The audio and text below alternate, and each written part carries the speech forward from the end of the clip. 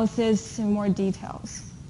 So what CVP stands for: cost, volume, and profit. So first 3 chapters we talked a lot about how to assign costs to different jobs based on the labor used, material used, overhead. Those were really just focusing on the cost side, not that much on the sales, not that much on profit. Okay, so now we're kind of pulling all these information towards the sales and profit side, understanding how the cost information relates to sales volume, how it relates to the profit that company at the end is receiving. Because remember, profit is the most important thing that companies generate, and then for them to keep the business viable. So you can't just make profits and not being able to sell to customer, or not being able to generate profit, kept on getting losses. They have to get profit at the end. So this analysis will help us understand these important questions here. For example, how much we actually need to sell in units or in dollars in order to break even. Now, what is break even?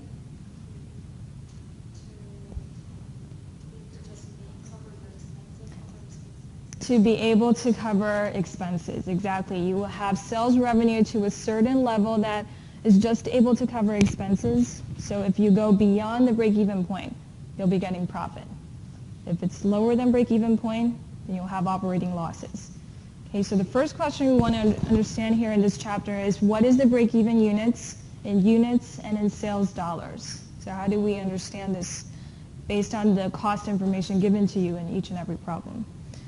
Okay, now, before we go into CVP analysis, you'll be introduced to different ratios, equations. The basic assumption here, wanted to point out here, is that this is built upon these 2 bullet points.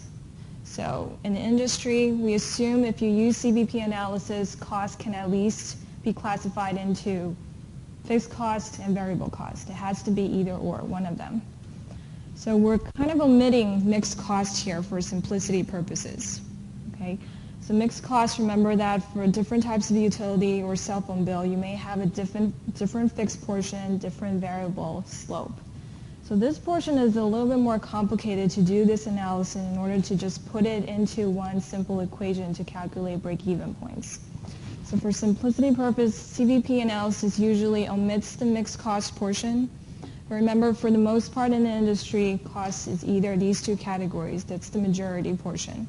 Mixed cost relatively is a smaller category, and some of the business may not even have mixed cost portion.